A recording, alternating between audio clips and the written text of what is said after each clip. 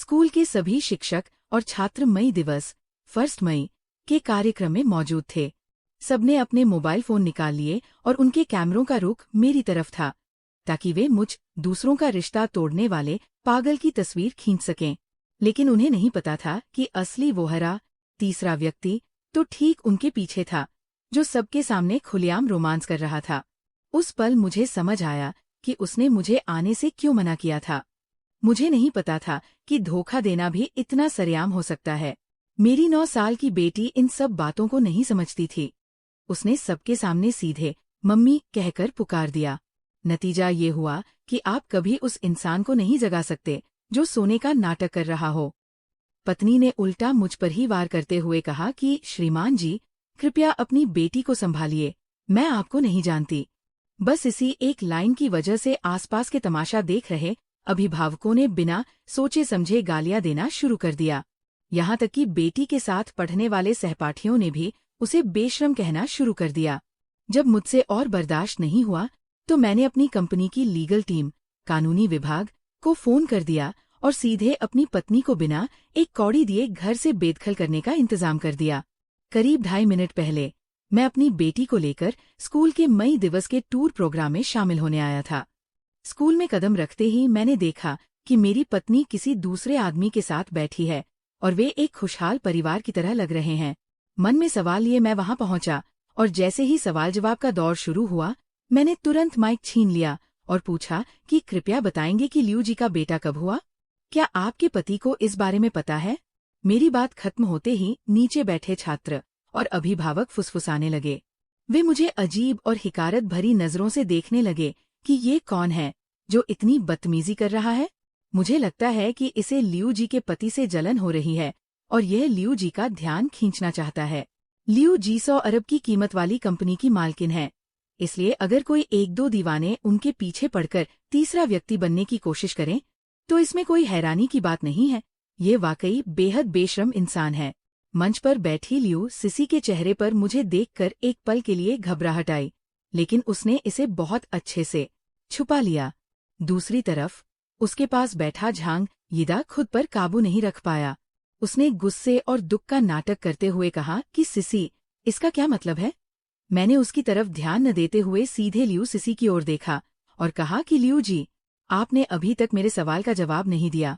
Liu cc ने अनजाने में अपने माथे के बालों को संवारा और सबके सामने झांग यिदा का हाथ थाम लिया और बोली कि यही मेरा जवाब है। झांग यिदा की आंखों में भावुकता आ गई और उसने बिना झिझक उसे और कसकर गले लगा लिया। नीचे बैठे लोग हैरान रह गए और हर तरफ से आवाजें आने लगी कि ये कैसा सच्चा प्यार है। सबके सामने खुलेआम प्यार का इजहार कर रहे हैं। लियू जी सचमुच एक आदर्श महिला है, जो न सिर्फ बिजनेस में कामयाब है बल्कि अपने पति और बच्चे से भी इतना प्यार करती है। ये तो कमाल है। अब वे मेरी तरफ और भी ज्यादा हिकारत से देखने लगे कि दूसरों के रिश्ते में दरार डालने की कोशिश करने वाले के मुंह पर करारा तमाचा पड़ा है ना। इस मुफ्तखोर जैसी शक्ल वाले की इतनी हिम्मत कि ये मैडम लियू के पति से खुद की तुलना करे। सब जानते हैं कि मैडम लियू के पति मिंगजिया ग्रुप में एक बड़े पद पर हैं और वह मैडम लियू के सबसे भरोसेमंद मददगार है। इस जैसे मामूली इंसान की उनसे क्या तुलना। तभी मेरा फोन वाइब्रेट हुआ। ये लियू सिसी का मैसेज था। ये फान, कोई गलतफहमी मत पालना। मैंने यिदा से वादा किया था कि मैं एक दिन के लिए झांग हाओ की माँ बनूंगी। बचपन से उसकी कोई माँ नहीं है। वह बेचारा बहुत मासूम है। इसके विपरीत तुमने न केवल मेरी बात नहीं मानी बल्कि सबके सामने मुझे शर्मिंदा भी किया। अब ये नाटक बंद करो। मेरे होठों पर एक ठंडी मुस्कान आ गई। लियू सिसी का स्वभाव बहुत जिद्दी और महत्वाकांक्षी है, इसीलिए उससे शादी करने के बाद मैंने उसके करियर को पूरा सहारा दिया और उसे जनरल मैनेजर के पद पर बैठाया। मैं पर्दे के पीछे रहकर उसके सारे काम संभालता रहा, लेकिन अब ऐसा लगता है कि वो भूल गई है कि असली मालिक कौन है। मिंगजिया ग्रुप की स्थापना मेरे दादाजी ने की थी और इसके 75% शेयर मेरे पास है। मैंने तुरंत अपने फोन से मिंगजिया ग्रुप के HR और लीगल डिपार्टमेंट को मैसेज भेजा। मैं आज ही सबके सामने उसे जनरल मैनेजर के पद से हटाने वाला हूँ। मेरी बेटी ये श्याओ श्याओ मुझे इस तरह अपमानित होते नहीं देख सकी और गुस्से में चिल्ला उठी, तुम लोग क्या बकवास कर रहे हो? स्टेज पर खड़ी लियू सिसी मेरी माँ है और मेरे पापा उनके असली पति है। वह आदमी तो बस एक घुसपैठिया है। बाकी लोग तुरंत ठाके मारकर हंस पड़े और उनका लहजा और भी ताने मारने वाला हो गया। जैसा बाप वैसी बेटी, इतनी कम उम्र में अमीर लोगों से रिश्ता जोड़ने के सपने देख रही है, इसकी नीयत ही खराब है। जब मैडम लियू ने खुद सबके सामने अपना प्यार दिखाया है, तो उनके 3 लोगों के परिवार का ये सच कैसे झूठा हो सकता है? मंच से नीचे उतरकर झांग हाओ तेजी से आगे बढ़ा और उसने ये श्याओ श्याओ को घूरते हुए कहा, तुमने किसे घुसपैठिया कहा? तुम और तुम्हारे पापा अमीर बनने के लिए पागल हो चुके हो क्या? क्या तुम्हें थोड़ी भी शर्म नहीं है? ये कहते ही उसने हाथ उठाना चाहा, लेकिन मैंने फुर्ती से उसका हाथ हवा में ही पकड़ लिया। मेरी नज़र कुछ कदम दूर खड़ी लियू सिसी के चेहरे पर टिक गई। लियू सिसी, मैं तुम्हें आखिरी मौका दे रहा हूँ। क्या तुम अब भी सच नहीं बताओगी?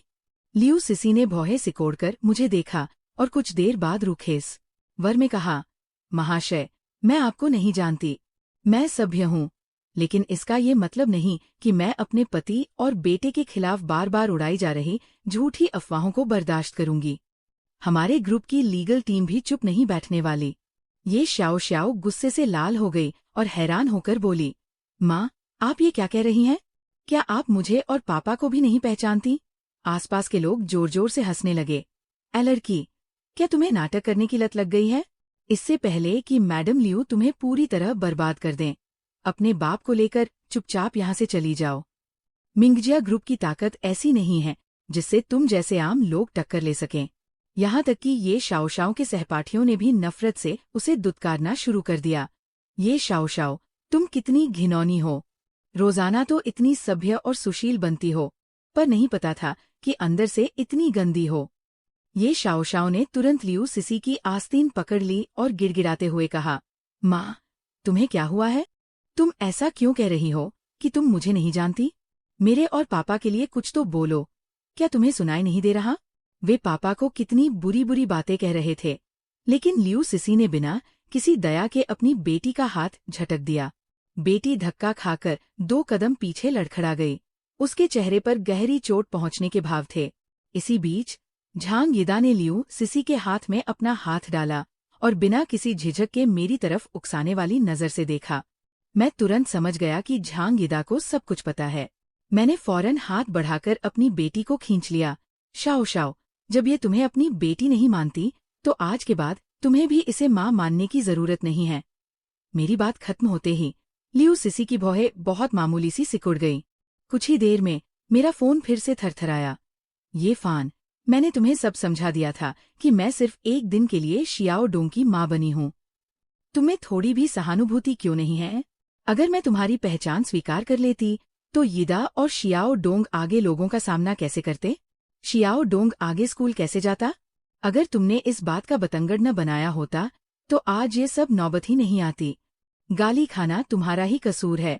अब चुपचाप बेटी को लेकर घर जाओ और अपनी गलती का पछतावा करो। मैं अपनी हंसी नहीं रोक पाया। ऐसा लगता है कि वो जनरल मैनेजर की कुर्सी पर बहुत लंबे समय से बैठी है और भूल गई है कि उसे ये अधिकार किसने दिया था। तभी स्टडी टूर का आयोजन करने वाले शिक्षक बीच बचाव करने के लिए वहां पहुंचे और कहा कि जल्द ही फन रन रेस शुरू होने वाली है। स्टेडियम की तरफ जाते समय झांग यिदा मेरे पास से गुजरा और उसके चेहरे पर एक घमंडी मुस्कान थी। तुम्हारे जैसे मुफ्तखोर आदमी की किस्मत में सिर्फ धोखा खाना ही लिखा है। सिर्फ मेरे जैसा करियर बनाने वाला मर्द ही लियू सिसी जैसी सफल बिजनेस वुमन के लायक है। अगर समझदार हो तो अपनी उस बोझ बनी बेटी को लेकर यहाँ से दफा हो जाओ। मैं धीरे से मुस्कुराया। करियर बनाने वाला मर्द? अभी कुछ ही देर पहले एचआर ने मुझे संदेश भेजा था कि झांग यिदा को लियू सिसी ने पिछले दरवाजे से सिफारिश करके प्रमोट किया था और उसे कंपनी के बुनियादी कामकाज की भी समझ नहीं है। ऐसा लगता है कि झांग यिदा को केवल ये पता है कि मैं लियू सिसी का पति हूँ, लेकिन वह ये नहीं जानता कि मिंगजिया कंपनी का असली मालिक मैं ही हूँ। कंपनी के एचआर और लीगल विभाग ने मुझे सूचित किया है कि उन्होंने बर्खास्तगी पत्र और तलाक के कागजात तैयार कर लिए हैं और वे गाड़ी से यहाँ के लिए निकल चुके हैं। मेरे यहाँ रुकने का एकमात्र मकसद यही है कि मैं सबके सामने लियू सिसी और झांग यिदा के पाखंडी चेहरे बेनकाब कर सकूं और अपने व अपनी बेटी के लिए न्याय पा सकूं। लियू सिसी और झांग यिदा को वीआईपी दर्शक दीर्घा में आमंत्रित किया गया था। जहाँ स्कूल के अधिकारी और बाकी माता पिता उनकी खूब खुशामद और चापलूसी कर रहे थे। लियू सिसी ने अपनी ठुड्डी ऊपर उठा रखी थी।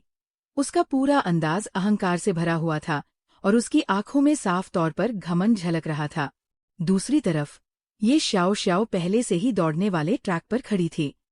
उसने मेरी तरफ देखकर एक फीकी सी मुस्कान दी और मैंने हाथ हिलाकर उसका हौसला बढ़ाया। लेकिन तभी अचानक एक हादसा हो गया। झांग हाओ अचानक ये श्याओ श्याओ के ट्रैक पर दौड़कर आया और अपनी टांग आगे अड़ा दी। ये श्याओ श्याओ इस अचानक हुए हमले को संभाल नहीं पाई और बहुत बुरी तरह आगे की ओर गिर पड़ी। मैं तेजी से उसकी तरफ भागा। मेरी बेटी का चेहरा दर्द से तड़प रहा था और उसके माथे से पसीने की बड़ी बड़ी बूंदें टपक रही थी। उसके दोनों घुटने खून से लथपथ हो चुके थे। मेरा दिल दर्द से कांप उठा, लेकिन इस सबका जिम्मेदार अपनी चाल कामयाब होने पर बड़ी बेशर्मी से मुस्कुरा रहा था। झांग हाओ ने घमंड से हंसते हुए कहा, तुम दोनों बाप बेटी को अपनी औकात भूलने का यही अंजाम मिलना था। अब देखता हूँ कि तुम्हारी हिम्मत कैसे होती है। गुस्से में आकर मैं उसे वही 2 घूंसे मारने ही वाला था कि लियू सिसी मेरे सामने आकर खड़ी हो गई। उसने उस बाप बेटे को बचाने वाले अंदाज में ढाल बनते हुए कहा, बहुत हुआ, ये तो बस बच्चों का आपसी मजाक है। तुम एक बड़े होकर बच्चों की बात का इतना बतंगर बनाओगे? मेरा सीना गुस्से से ऊपर नीचे हो रहा था। मजाक? अपनी अंधी आंखें खोलकर देखो कि बच्ची किस कदर दर्द से तड़प रही है। ये साफ तौर पर जानबूझकर पहुंचाई गई चोट है। झांग यीदा धीरे से मुस्कुराया। उसने अपने बटुए से नोटों की एक गड्डी निकाली और ये श्याओ श्याओ के ऊपर फेंक दी, लेकिन उसकी नजरें मुझ पर टिकी थीं। तुम बाप बेटी ने इतना बड़ा तमाशा खड़ा किया, आखिर पैसे के लिए ही ना? ये तुम्हारी चोट का मुआवजा है। इसे उठाओ और यहाँ से दफा हो जाओ। आसपास खड़े माता पिता पहले ही हंसने लगे थे। उन्होंने मुझ पर और मेरी बेटी पर हिकारत भरी नजरें डाली और लियू सिसी व झांग यीदा की चापलूसी करते हुए ताना मारा। देखा, अमीर और ताकतवर लोगों से दुश्मनी मोल लेने का यही अंजाम होता है। अब तो तुम्हें अपने टूटे दांत भी निगलने पड़ेंगे। आखिर इस बाप बेटी ने ही पहले लियू परिवार को उकसाया था। ये सब तुम्हारी खुद की गलतियों का नतीजा है। अगर टांग टूट भी जाती तो भी तुम इसी के हकदार थे। जब मैडम लियू के पति ने तुम्हें पैसे दे ही दिए हैं तो अब यहाँ से 9-2-11 क्यों नहीं हो जाते? ये श्याओ श्याओ का इलाज चल रहा था। उसने मदद की उम्मीद से लियू सिसी की तरफ देखा, लेकिन लियू सिसी ने अपना मुंह फेर लिया। मेरी बेटी की आंखों की चमक धीरे धीरे गायब हो गई। उसने मेरा हाथ पकड़ा और कहा, पापा, आप सही कहते थे, आज से मेरी कोई माँ नहीं है। ये श्याओ श्याओ की बात सुनकर लियू सिसी के माथे पर हल्की सी शिकन आई, लेकिन उसने उल्टा मुझे ही दोषी ठहराने वाली नजरों से देखा। मेरी नजरें उससे हटकर उन लोगों पर गई जो अमीर देखकर रंग बदल रहे थे और मेरे व मेरी बेटी के लिए बेहद घटिया बातें बोल रहे थे। मैंने उन सबको एक एक करके देखा और उनका नाम पुकारना शुरू किया। एल्यूमिनियम का व्यापार करने वाला झांग परिवार, सीमेंट का कारोबार करने वाला लू परिवार और सोयाबीन के उत्पाद बनाने वाला मेंग परिवार। जैसे ही मैंने बहुत शांत और साफ शब्दों में उनके नाम लिए, वे सभी माता पिता दंग रह गए। ऐसा इसलिए था क्योंकि मैंने बिल्कुल सही अंदाजा लगाया था। मिंगजिया ग्रुप का कारोबार बहुत बड़ा था और ये सभी लोग अपनी रोजी रोटी के लिए मिंगजिया ग्रुप के रहमो क्रम पर निर्भर थे। मैंने बुलंद आवाज में ऐलान किया, आज से मिंगजिया ग्रुप आप सभी के साथ अपने सारे व्यावसायिक संबंध खत्म करता है। वे पहले तो हैरान हुए, फिर ठहाके मारकर हंसने लगे और लियू सिसी के करीब जाकर बोले, सब लोग देखो जरा, ये आदमी सदमे से पागल हो गया है। थोड़ी देर पहले खुद को मैडम लियू का असली पति बता रहा था और अब तो हद ही पार कर दी। ये खुद को मिंगजिया ग्रुप का मालिक समझकर हमसे डील खत्म करने की बात कर रहा है। थू है तुम पर, आखिर तुम्हारी औकात ही क्या है? अभी तो मिस्टर लियू ने कुछ बोला भी नहीं है। तुम किस बात पर पागल हो रहे हो? किसी के पास पागल खाने का नंबर है क्या? जल्दी से इसे वहां भिजवाओ। लियू सिसी की आंखों में अंधेरा छाने लगा। उसका चेहरा गुस्से से काला पड़ गया। वह एक कदम आगे बढ़ी और फुसफुसाते हुए मुझसे बोली, ये फैन, मैंने मिंजिया ग्रुप में अपनी जगह पक्की कर ली है। तुम्हें क्या लगता है तुम यहाँ क्या कर लोगे? क्या अब भी तुम्हारी चलती है? चुपचाप अपने घर दफा हो जाओ। मैंने उसकी तरफ एक गहरी नजर डाली। उसे कोई जवाब नहीं दिया, बल्कि उन लोगों और झांग यीदा की तरफ देखने लगा जो मेरा मजाक उड़ा रहे थे। आप सब लोग हमेशा से एक बात गलत समझते आए हैं। ये सच है कि लियू सिसी मिंजिया ग्रुप की जनरल मैनेजर है, लेकिन यहाँ मेरी चलती है। झांग यिदा पहले तो हैरान हुआ, फिर हंसते हंसते उसकी आंखों में आंसू आ गए। ये सचमुच पागल हो गया है। मैं इतने समय से मिंजिया ग्रुप में काम कर रहा हूँ। मुझे सिर्फ इतना पता है कि मेरी पत्नी वहाँ की जनरल मैनेजर है। जहाँ तक इस पागल का सवाल है, मैंने इसे कभी देखा तक नहीं। इसे तो शायद ये भी नहीं पता होगा कि ग्रुप का मुख्य दरवाजा किस तरफ खुलता है। मैं मुस्कुराया और चुप रहा, क्योंकि मेरे लोग बस पहुंचने ही वाले थे। झांग यिदा के पद के हिसाब से वो ग्रुप की इमारत में ज्यादा से ज्यादा 10वीं मंजिल तक ही जा सकता था। उसने मुझे 35वीं मंजिल पर भला कहाँ देखा होगा। बाकी सब लोग भी हंस रहे थे, सिवाय लियू सिसी के। वो जिस तरह से मुझे देख रही थी, उसे सिर्फ नफरत और जहर ही कहा जा सकता था। मुझे पता था, ऐसा इसलिए था क्योंकि वह डर रही थी। तभी मेरी बेटी के फोन की घंटी बजी। जैसे ही उसने फोन उठाया, वो अचानक गहरे सदमे और दर्द से कांप उठी। उसकी पहली चीख के साथ ही फोन के स्पीकर से तेज आवाज आई, इतनी छोटी उम्र में ये भी अच्छे संस्कार नहीं सीखे, अपने मुफ्तखोर बाप के साथ मिलकर लोगों को ठगती फिरती है, कितनी बेशरम है। मैंने तुरंत फोन काट दिया। तब मुझे पता चला कि किसी ने आज की घटना का वीडियो इंटरनेट पर डाल दिया है। यही नहीं, कुछ लोगों ने मनगढ़ंत कहानियां बनाकर और सच को तोड़मरोड़ कर मुझे और मेरी बेटी को बदनाम करना शुरू कर दिया था। यहाँ तक कि उन्होंने मेरी बेटी का फोन नंबर और उसके स्कूल का नाम भी उजागर कर दिया था। मेरी नज़र झांग यिदा पर पड़ी। वह अपने होठों पर एक टेढ़ी मुस्कान लिए उकसाने वाले अंदाज में मेरी तरफ देख रहा था। उसने बिना आवाज किए अपने होठों से इशारा किया, मेरा भेजा हुआ तोहफा पसंद आया तुम्हें? मेरी बेटी डर के मारे पूरी तरह कांपने लगी थी। इंटरनेट पर गालियों की बाढ़ आ चुकी थी और एक के बाद एक लगातार धमकाने वाले फोन आ रहे थे, जो माता पिता लियू सिसी के सामने अपनी वफादारी साबित करने के लिए बेताब थे। उन्होंने मुझे और मेरी बेटी को चारों तरफ से घेर लिया। वे हमारे मुंह पर गंदी गालियां और बद्दुआएं बरसाने लगे। देखो, लोगों की आंखें सब देख रही है, तुम बाप बेटी को तो किसी गंदे नाले में सड़ जाना चाहिए। मिंजिया ग्रुप का अधिकारी बनने का नाटक करने की हिम्मत कैसे हुई तुम्हारी? अब कोर्ट में घसीटे जाने और कंगाल होने के लिए तैयार हो जाओ। मिंजिया का कानूनी विभाग अपने अड़ियल रवैये के लिए जाना जाता है। बाद में रोने के लिए भी जगह नहीं मिलेगी, क्योंकि तुम्हारा घर बार सब बिक जाएगा। किसी ने आंख मारते हुए मजाक उड़ाया, अरे तो इसमें कौन सी बड़ी बात है? ये आदमी तो दिखने में किसी चॉकलेट बॉय जैसा है, क्या पता किसी अमीर औरत के बिस्तर में घुस जाए, फिर तो इसे रोने की जरूरत ही नहीं पड़ेगी।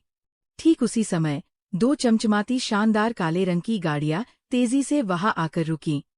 किसी तेज नजर वाले ने देखते ही चिल्लाकर कहा, वो तो मिंजिया ग्रुप का लोगो है, उनके बड़े अधिकारी आ गए हैं। वे चमचे तो और भी ज्यादा गौरवान्वित महसूस कर रहे थे। वे कदम दरकदम मेरी और मेरी बेटी की तरफ बढ़ने लगे। उनके मुंह इस तरह खुल और बंद हो रहे थे, जैसे कोई जहरीला सांप अपना खूंखार मुंह खोल रहा हो। तुम बाप बेटी अब पूरी तरह बर्बाद हो चुके हो। लियू बॉस सचमुच कमाल के हैं, उनकी चेतावनी सिर्फ कहने के लिए नहीं थी। वे अब सच में कड़ा कदम उठा रहे हैं। इस बार तो तुम्हें इतना हर्जाना देना पड़ेगा कि तुम्हारे पास कुछ नहीं बचेगा।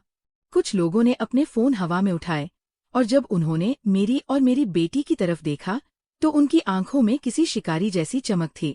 दोस्तों, इंटरनेट पर नंबर 1 ट्रेंडिंग रईस औरत के पैसे पर पलने वाले मर्द, सॉफ्ट बॉय का अमीर महिला से पंगा लेने वाला अगला अपडेट आ गया है। जल्दी से फॉलो बटन दबाओ। मैं आपको लाइव दिखा रहा हूँ कि कैसे अमीर लोग इस साधारण और घमंडी आदमी को उसकी औकात दिखाते हैं। झांग यिदा ने लियू सिसी की तरफ बड़े प्यार से देखा। उसके चेहरे पर गहरी खुशी थी, लेकिन जब उसने मेरी तरफ देखा तो उसके चेहरे का घमंड और जीत का नशा साफ दिखाई दे रहा था। उसके पास खड़ा झांग हाओ और भी ज्यादा अकड़ में था। लियू सिसी के चेहरे पर पल भर के लिए हैरानी के भाव आए। उसकी आंखों में काले साए जैसे विचार तैरने लगे। उसने अपने दांत पीसते हुए कहा, ये लोग तुमने बुलाए हैं? क्या तुम्हें मामले को इस हद तक ले जाना ही था? मैंने अपनी भौहें उठाईं और मेरी आंखों में ठंडक उतर आई। इससे पहले कि मैं कुछ बोल पाता, झांग यिदा ने अपना सिर गर्व से ऊंचा किया और सबके सामने चिल्लाकर कहा, ये फान, देखा तुमने? वह मिंजिया ग्रुप की लीगल टीम है जो आज तक कोई केस नहीं हारी। आज तुमने और तुम्हारी बेटी ने पहले तो झूठी अफवाहें फैलाई और फिर कंपनी के कर्मचारी होने का नाटक करके बड़ी बड़ी बातें की। अब तुम्हें घुटनों के बल रेंगते हुए यहाँ से बाहर जाना होगा। ये कहते हुए वो बेहद खुश था। इन लोगों को मैंने ही बुलाया है। मैं सचमुच अपनी हंसी नहीं रोक पाया। दरअसल एचआर और लीगल टीम ने मुझे इस बारे में पहले ही रिपोर्ट दे दी थी। लियू सिसी ने अविश्वास से झांग यिदा की तरफ देखा, जबकि झांग यिदा ने उसे रिझाने के अंदाज में आंख मारी। उसने इस बात पर बिल्कुल ध्यान नहीं दिया कि लियू सिसी के चेहरे पर तनाव बढ़ता जा रहा था। सिसी, मुझे पता है कि तुम काफी समय से इसे सबक सिखाना चाहती थी। मैंने सब कुछ तुम्हारे लिए ही तय किया है। लियू सिसी ने हैरान होकर अपनी आंखें फाड़ लीं। गाली वाले शब्द उसके मुंह तक आ ही चुके थे कि तभी कमर्शियल गाड़ी से उतरे लोगों की टीम सीधे मुझे पार करते हुए लियू सिसी और झांग यिदा के सामने जाकर खड़ी हो गई। उन्होंने बेहद सम्मान के साथ झुककर कहा, लियू बॉस, हमें झांग असिस्टेंट का संदेश मिला था। हम यहाँ कंपनी की प्रतिष्ठा को नुकसान पहुंचाने के मामले को सुलझाने आए हैं। लियू सिसी ने चैन की सांस ली। जब उसने दोबारा मेरी तरफ देखा तो उसके चेहरे पर जीत का घमंड साफ दिख रहा था। यही दोनों हैं, इन्हें अच्छे से सबक सिखाओ। आसपास खड़े चापलूस माता पिता ने भी मजाक उड़ाने में कोई कसर नहीं छोड़ी। कितना साधारण और घमंडी आदमी है। तुम तो कह रहे थे न कि मिंगजिया ग्रुप में तुम्हारी चलती है। अब कुछ बोलकर दिखाओ ना। देखते हैं ये लोग तुम्हारी सुनते हैं या नहीं। अभी कुछ देर पहले तो बड़े नखरे दिखा रहा था, अब मुंह बंद हो गया ना। हाँ। वकील लियू तिरछी नजरों से मेरी तरफ बढ़े। उनकी आंखों में हिकारत थी, लेकिन उनकी आवाज बेहद सख्त थी। श्रीमान, मिंगजिया ग्रुप की प्रतिष्ठा को ठेस पहुंचाने का हर्जाना कम से कम 10 लाख से शुरू होता है। ये रहा आपका कानूनी नोटिस। मैंने उसकी तरफ देखते हुए एक रहस्यमयी मुस्कान बिखेरी और ऐसी आवाज में कहा जिसे हर कोई सुन सके, जिस पल तुम यहाँ आए थे उसी पल तुम्हें नौकरी से निकाल दिया गया था। अभी अभी ग्रुप के चीफ लीगल एडवाइजर ने मुझे ये बताया है। मैंने ही उन्हें रोका नहीं और ये देखने के लिए छोड़ दिया कि तुम खुद क्या चुनते हो। अच्छा ही हुआ कि पैनफू, लियू सिसी और चांग यिदा का साथ देने वाले ये छोटे मोटे चमचे यहाँ आ गए। इसी बहाने मैं एक ही बार में पूरे घर की सफाई कर दूंगा। ये सुनकर लोग बुदबुदाने लगे। पागल हो गया है, ये आदमी पूरी तरह से पागल हो चुका है। मिंगजिया ग्रुप के लीगल एडवाइजर खुद यहाँ आ चुके हैं और ये अभी भी मिंगजिया ग्रुप के चेयरमैन का नाटक कर रहा है। इस तरह पागलपन का ढोंग करने से क्या होगा? सुना तुमने, कम से कम 10 लाख का हर्जाना देना होगा। मुझे तो लगता है इसके पास 10,000 रुपए भी नहीं होंगे। अब ये सीधा जेल की हवा खाएगा। लियू सिसी मेरे सामने आई। उसकी आंखों में घमंड और जीत की चमक साफ दिख रही थी। लीगल नोटिस पहले ही जारी किया जा चुका है और मुकदमा भी ज्यादा दूर नहीं है। उस वक्त पागलपन का नाटक काम नहीं आएगा।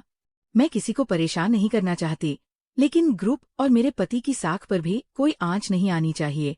अगर तुम यहाँ मौजूद सभी लोगों और लाइव कैमरे के सामने ये मान लो कि आज जो कुछ भी हुआ वह तुम्हारी बदनीति की वजह से था और यिदा से माफी मांग लो, तो मैं इस बात को यहीं खत्म कर सकती हूँ।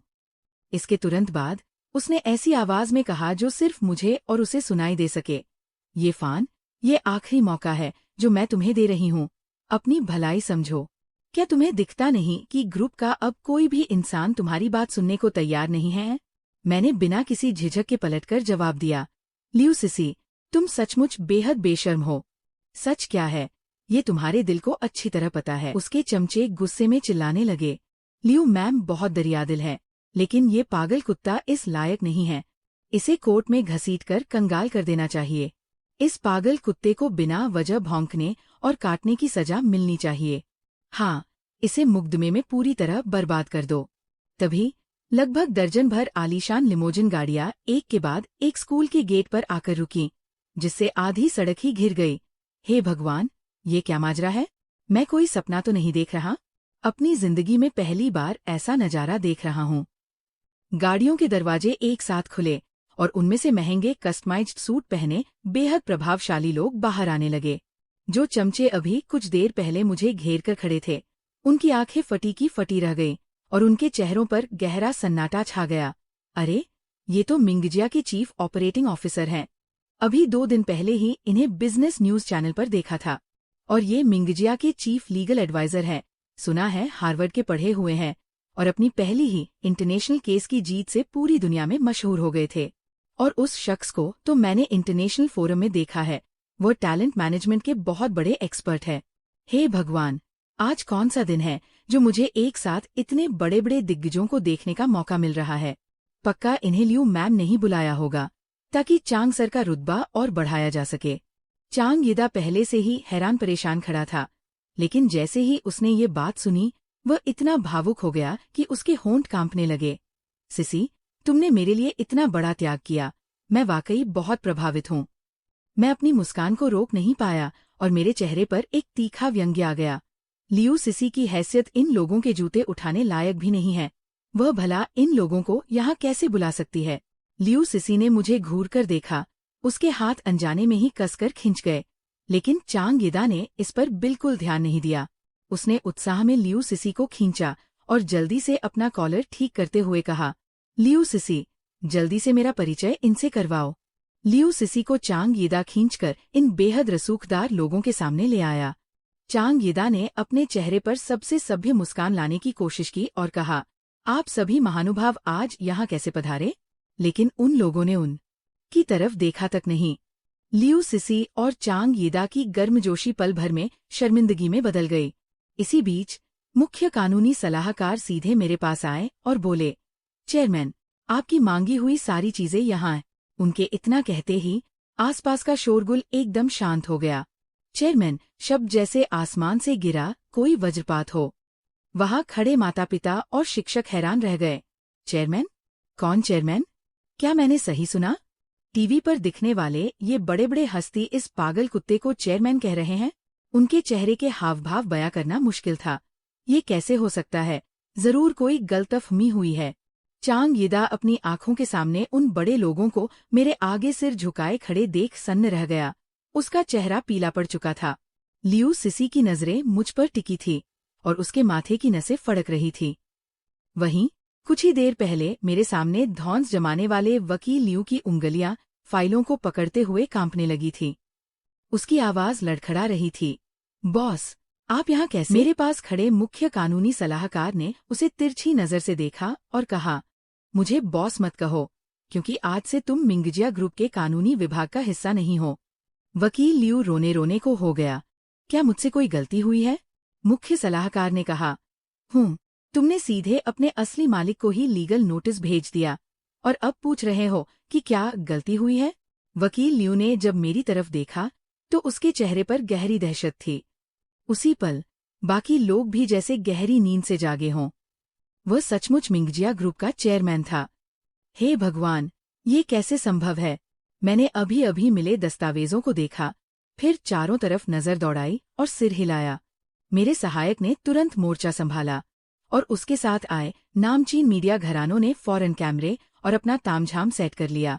इसके बाद एक विशाल पर्दा खींचा गया जिस पर बड़े अक्षरों में लिखा था, मिंगजिया ग्रुप प्रेस कॉन्फ्रेंस। इस बीच जिन लोगों ने मुझे गालियां दी थीं, उनके माथे से ठंडा पसीना बहने लगा था और वे चुपके से वहां से खिसकने की फिराक में थे। मैंने सुरक्षा कर्मियों को तुरंत एक घेरा बनाने का इशारा किया और मेरे होठों पर एक कुटिल मुस्कान तैर गई। तुम्हें तमाशा देखना पसंद है ना? ये तो बस शुरुआत है, पूरा तमाशा देखकर ही जाना। जिन छोटे व्यवसाय मालिकों के मैंने नाम लिए थे, वे अब पूरी तरह से सन्न रह गए। उन्होंने एक दूसरे की तरफ देखा, अपने दांत भींचे और सीधे मेरे सामने घुटनों के बल गिर पड़े। वे रोते बिलखते हुए कहने लगे, चेयरमैन, आप बड़े दिल वाले हैं। हमसे गलती हो गई जो हम आपको पहचान नहीं पाए। हमारा छोटा सा कारोबार है, प्लीज हमें इस बार माफ कर दीजिए। मेरी नजर उन पर से हटकर आखिरकार लियू, सिसी और झांग यिदा के चेहरों पर जाकर टिक गई। जल्दबाजी मत करो, एक एक करके सबका नंबर आएगा। मैंने हाथ में माइक थामा और कैमरे की तरफ देखते हुए कहा, आज मिंगजिया ग्रुप से जुड़ी खबरें लगातार हॉट सर्च में नंबर 1 पर बनी हुई हैं और कुछ झूठी अफवाहें भी फैलाई जा रही हैं। मिंगजिया ग्रुप का चेयरमैन होने के नाते मैंने स्थिति को साफ करने के लिए विशेष रूप से ये प्रेस कॉन्फ्रेंस बुलाई है। पहली बात, इंटरनेट पर यह अफवाह उड़ाई जा रही है कि मैंने जानबूझकर लियू सिसी को बहकाने की कोशिश की और कुछ लोग तो मुझे तीसरा बंदा कह रहे हैं जो उनके बीच आना चाहता था। लेकिन सच ये है कि लियू सिसी ने झांग यिदा के साथ मिलकर मुझे धोखा दिया और मुझ पर कीचड़ उछाला। ये कहते हुए मैंने जानबूझकर अपना और लियू सिसी का मैरिज सर्टिफिकेट हवा में लहराया। जब उस लाल रंग की किताब को कैमरे ने जूम करके बड़ा दिखाया तो वहां मौजूद हर कोई दंग रह गया। सच में मैरिज सर्टिफिकेट है। हे भगवान, मैंने कभी नहीं सोचा था कि कोई इतनी बेशर्मी से अपने पार्टनर को छोड़कर सबके सामने किसी और के साथ घूम सकता है और खुलेआम प्यार जता सकता है। तभी तो भीड़ में से किसी ने सबके सामने सवाल उठाया, हमने पहले से ही गलत राय बना ली थी। ये सब लियू, सिसी और झांगीड़ा जैसे बेशर्म लोगों की वजह से हुआ है। वहां मौजूद लोगों की आंखों में अब लियू सिसी के लिए कोई सम्मान नहीं बचा था, बल्कि केवल गहरी नफरत थी। मीडिया ने तुरंत अपने कैमरे लियू, सिसी और झांगीड़ा की तरफ घुमा दिए और उनके चेहरों का क्लोजअप शॉट लेने लगे। झांगीड़ा ने घबराकर अपने हाथों से अपना चेहरा ढक लिया और चिल्लाया, फोटो मत खींचो, ये मेरी प्राइवेसी का उल्लंघन है। वह छिपना चाहता था, भागना चाहता था, लेकिन मेरे सुरक्षाकर्मी कोई कमजोर नहीं थे। जब तक ये प्रेस कॉन्फ्रेंस खत्म नहीं हो जाती तब तक यहाँ से कोई नहीं जा सकता था। लियू सिसी गुस्से और शर्म से आग बबूला हो गई। वह तेजी से मेरी तरफ बढ़ी और बोली, बहुत हुआ, ये फान, ये हमारा पारिवारिक मामला है। इन मीडिया वालों को तुरंत यहाँ से बाहर करो। सुना तुमने? उसने तीखी आवाज में मुझे धमकी देते हुए कहा, अगर तुमने ये तमाशा बंद नहीं किया तो मैं तुमसे तलाक ले लूंगी। मैंने आराम से लियू सिसी के इस बेबस गुस्से का मजा लिया, अपने ग्रुप के चीफ लीगल ऑफिसर से तलाक के कागजात लिए और उन्हें जोर से लियू सिसी के चेहरे पर दे मारा। मैंने एक एक शब्द पर जोर देते हुए कहा, मैं तुम्हारी ये इच्छा पूरी करता हूँ। आज से ये परिवार तुम्हें इस घर से धक्के मारकर बाहर निकालता है। तुम जैसी एहसान फरामोश औरत की यहाँ कोई जगह नहीं है। लियू सिसी का चेहरा झटके से सफेद पड़ गया और वो स्तब्ध रह गई। उसने धीरे से हाथ बढ़ाकर तलाक के कागजात उठाए और जैसे ही उसने एक नजर डाली वह मुझ पर चिल्ला उठी, क्या खाली हाथ घर से बाहर? ये नामुमकिन है। मुझे कुछ कहने की जरूरत ही नहीं पड़ी। मेरे पास खड़े चीफ लीगल एक्सपर्ट ने पेशेवर अंदाज में कहा, अगर आपको कोई आपत्ति है तो हम अदालत में मिलने के लिए तैयार है। वैसे अब तक कानून की लड़ाई में हमसे कोई जीत नहीं पाया है। मैंने अपनी सहमति में सिर हिलाया और माइक को दोबारा अपने हाथ में ले लिया। दूसरी बात, आज मैं सबके सामने लियू सिसी को जनरल मैनेजर के पद से और झांगीड़ा को विशेष सहायक के पद से बर्खास्त करता हूँ। आज के बाद से मिंगजिया ग्रुप इन दोनों को कभी भी काम पर नहीं रखेगा। मिंगजिया ग्रुप ने इस लाइव ब्रॉडकास्ट को शहर के उन सभी प्रमुख भवनों की बड़ी स्क्रीनों पर एक साथ प्रसारित किया था जहां भारी भीड़ होती है। जब मैं बोल रहा था तो शहर के चौराहों पर राहगीर रुककर देखने लगे। पूरे शहर में लियू सिसी को बाहर निकाले जाने का लाइव प्रसारण हो रहा था। ये फान वाकई मिंगजिया ग्रुप के चेयरमैन हैं। क्या शानदार फैसला लिया है, देखकर बहुत सुकून मिला। ये सब उस धोखेबाज औरत के अपने कर्मों का फल है। पति के दम पर आज इस मुकाम तक पहुंची थी और अब खुद को मालिक समझ रही थी। मुंह की खानी पड़ी।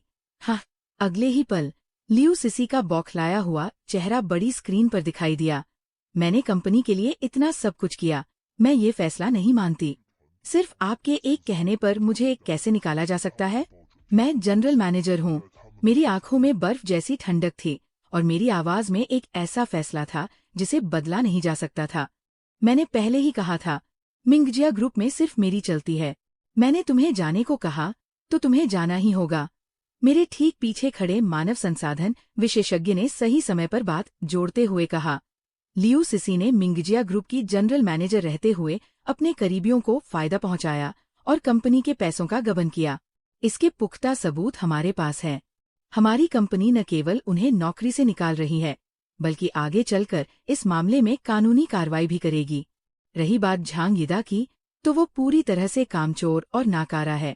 उसे कोई काम नहीं आता। उसे ये पद सिर्फ और सिर्फ लियू सिसी के साथ उसके संबंधों की वजह से मिला। भीड़ में मौजूद लोग हैरान रह गए और कानाफूसी करने लगे। तो तथाकथित जनरल मैनेजर सिर्फ इसलिए बनी थी क्योंकि वह एक अमीर घर की बहू थी, और वो तथाकथित विशेष सहायक तो किसी का घर तोड़कर इस मुकाम पर पहुंचा था। इसके बाद भी इन लोगों में इतनी हिम्मत कैसे हुई कि सबके सामने खुद को कामयाब और बिजनेस एक्सपर्ट बताएं? इन दोनों धोखेबाजों के कारनामे देखो, क्या इनमें थोड़ी भी शर्म बची है? ये बातें लियू सिसी और झांगीड़ा के चेहरे पर एक के बाद एक करारे तमाचे की तरह लग रही थी। लियू सिसी की आंखें गुस्से से लाल हो चुकी थीं और झांग यीदा का चेहरा बिल्कुल सफेद पड़ गया था। उसने घबराकर लियू सिसी का हाथ पकड़ा। अलीन, जल्दी सोचो, अब हम क्या करें? हमारी पूरी इज्जत मिट्टी में मिल चुकी है। इसके बाद मैं और झांग हाओ किसी को मुंह दिखाने के काबिल नहीं रहेंगे। जवाब में लियू सिसी ने उसे बिना किसी रहम के एक जोरदार थप्पड़ जड़ दिया। लियू सिसी सबके सामने पूरी तरह से अपना आपा खो बैठी और चिल्लाने लगी। अगर तुम रोज रोज अपनी लाचारी का नाटक नहीं करते, ये नहीं कहते कि बच्चे को कभी माँ का प्यार नहीं मिला, और मुझसे झांग हाओ के लिए बस एक दिन की माँ बनने की भीख नहीं मांगते, तो आज ये नौबत ही नहीं आती। तुम्हारे पास मुझसे ये पूछने की हिम्मत कैसे हुई कि अब क्या करें? लियू सिसी गुस्से में गालियां देते हुए झांग यीदा को लात घूंसों से पीटने लगी। झांग यीदा दर्द से चीख उठा और झांग हाओ तुरंत उसके सामने आकर ढाल बन गया। मेरे पापा को मत मारो। नतीजा ये हुआ कि लियू सिसी को झांग यीदा और उसके बेटे ने मिलकर बुरी तरह पीट दिया। उसका चेहरा सूज गया और उसका एक हाथ टूट गया, लेकिन कोई भी उन्हें बचाने नहीं आया। हर कोई तमाशा देखने के मूड में था। ये तो वही बात हुई कि कुत्ते ही कुत्ते को काट रहे हैं। लियू सिसी दूसरों के लिए माँ बनने चली थी, पर यह भी नहीं देखा कि वे उसे अपना मानते भी है या नहीं। अच्छा हुआ कि पिटाई हो गई। ये दोनों घटिया लोग जीने के लायक ही नहीं हैं। मैंने ठंडी नजरों से उन्हें एक दूसरे को अधमरा करते हुए देखा और फिर से माइक उठा लिया। बात अभी खत्म नहीं हुई है। अब मैं तीसरी बात कहने जा रहा हूँ। आज जितने भी लोगों ने मुझे और मेरी बेटी को बदनाम किया है और हमारा ऑनलाइन उत्पीड़न किया है, मैं उन सभी के खिलाफ कानूनी कार्रवाई करूंगा। मेरी कानूनी टीम ने पहले ही सारे सबूत जुटा लिए हैं। इस सबका मुख्य मास्टरमाइंड झांग यीदा है।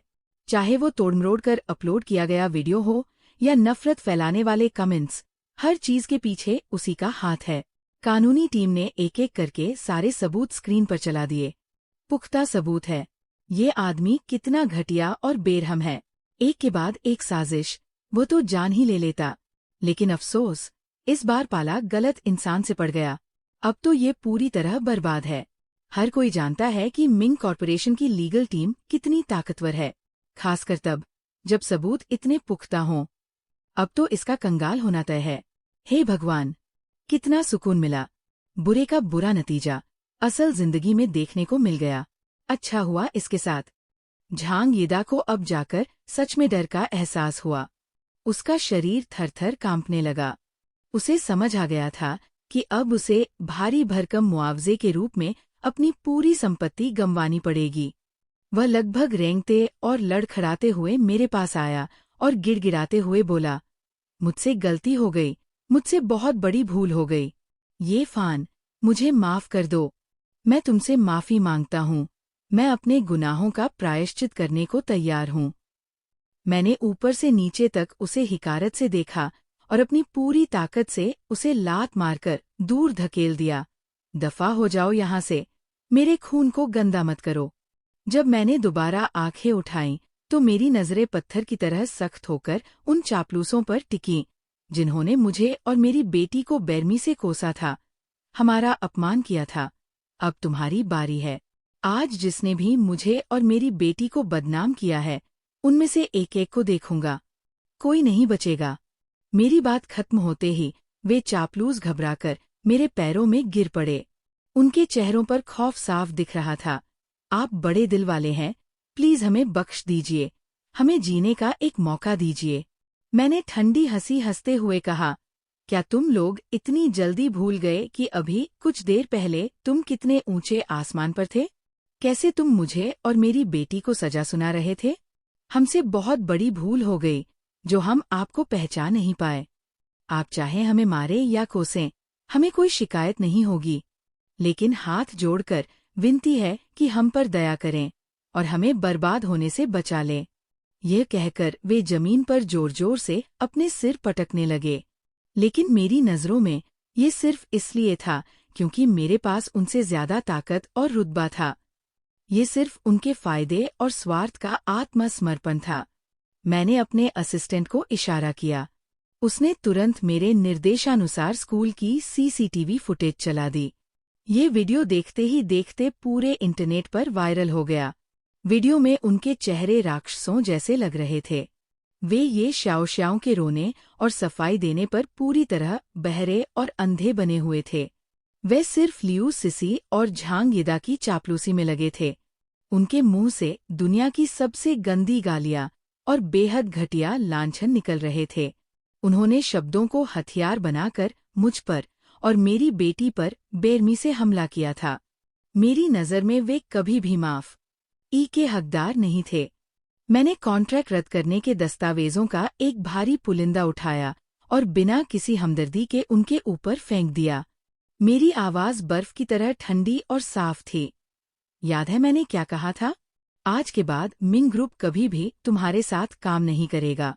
उन्होंने बेबसी से सिर उठाकर मेरी तरफ देखा। उनके होंठ कांप रहे थे और उनकी आंखों में घोर निराशा थी। मिंग ग्रुप के साथ साझेदारी खत्म होने का मतलब है इस शहर में हमारी कंपनियों का दिवालिया होना और पूरे बिजनेस सेक्टर से हमारा हमेशा के लिए पत्ता कटना। जब वे और करीब आकर मुझसे भीख मांगना चाहते थे, तभी सुरक्षा कर्मियों ने बिना किसी रहम के उन्हें खींचकर बाहर कर दिया। और ठीक इसी समय इंटरनेट पर टॉप 3 ट्रेंडिंग सर्च थे। मिंगजिया ग्रुप के चेयरमैन ये फान ने कमीने को घर से निकाला। लियू सिसी को मिंगजिया ग्रुप के जनरल मैनेजर पद से लाइव बर्खास्त किया गया। झांग यिदा ने साइबर बुलिंग का नेतृत्व किया, लेकिन खुद मुंह की खाई। जब ये प्रेस कॉन्फ्रेंस खत्म होने की घोषणा की गई, तब भी बात इतनी जल्दी खत्म नहीं होने वाली थी। मिंगजिया ग्रुप की कानूनी टीम लियू सिसी कुछ दिनों बाद लियू सिसी ने मेरी और मेरी बेटी की कार का रास्ता रोक लिया। उसका एक हाथ प्लास्टर में था, उसके आधे बाल सफ़ेद हो चुके थे और वह इतनी पतली हो गई थी कि पहचान में नहीं आ रही थी। उसने कहा, पति, मुझसे गलती हो गई। मैंने झांग यिदा से पूरी तरह से रिश्ता तोड़ लिया है। तुम मुझे एक और मौका दो ना। क्या हम फिर से शादी कर सकते हैं? मैंने नफरत से उसका हाथ झटका और कहा, दफा हो जाओ। वह फिर ये शियाओ के पास गई और दया की भीख मांगते हुए बोली, शियाओ, देखो तुम्हारी माँ की क्या हालत हो गई है। क्या तुम्हें तरस नहीं आता? तुम अपने पिता से मेरे लिए बात करो ना। आखिर हम एक परिवार है। ये शियाओ ने उसे ठंडी नज़रों से देखा और कहा, उस दिन के बाद से मेरी कोई माँ नहीं है, तुम चली जाओ। लियू सिसी सन्न रह गई। उस पल उसका चेहरा कांच की तरह टूटता हुआ सा लगा, जैसे उसने अपनी आखिरी उम्मीद भी खो दी हो। वह घबराई और बेबस दिखी। मैंने सुरक्षा कर्मियों को बुलाया और कहा, भविष्य में अगर ये इंसान विला के आसपास दिखे, तो इसे जितनी बार देखो, उतनी बार मारकर भगाओ। लियू सिसी को आवारा कुत्ते की तरह बेरहमी से बाहर फेंक दिया गया। जल्द ही कोर्ट की सुनवाई शुरू हुई। लियू सिसी को नौकरी में धोखाधड़ी और अपराध के लिए कुछ साल की जेल की सजा सुनाई गई। झांग यिदा पर अफवाह फैलाने और साइबर बुलिंग के लिए जुर्माना लगाया गया। इस गपशप की हवा जेल के अंदर भी पहुंच गई। वहां भी लियू सिसी के इस बर्ताव को घृणा की नज़र से देखा गया और गुप्त रूप से उसे प्रताड़ित किया गया, जिससे जेल जाने के कुछ ही समय बाद वह गंभीर रूप से बीमार पड़ गई। सुना है कि अब उसका कोई वजूद नहीं बचा है। झांग यिदा की सारी संपत्ति जब्त कर ली गई, फिर भी वो हर्जाना नहीं भर पाया और कर्जदार बन गया। उसके बेटे को भी महंगे प्राइवेट स्कूल से नाम कटवाना पड़ा। सामान्य स्कूल में दाखिला लेने के बाद पहले से ही फैली इस बदनामी की खबरों के कारण झांग हाओ को लगातार तानों और अफवाहों का सामना करना पड़ा। धीरे धीरे उसका मन विकृत हो गया और उसने इस सब का जिम्मेदार अपने पिता को ठहराया। वह पागलों की तरह चिल्लाया, अगर तुम्हारी वजह से नहीं होता तो आज मेरी ये हालत नहीं होती। ये सब तुम्हारे लालच और दिखावे की वजह से हुआ है। सब तुम्हारी गलती है।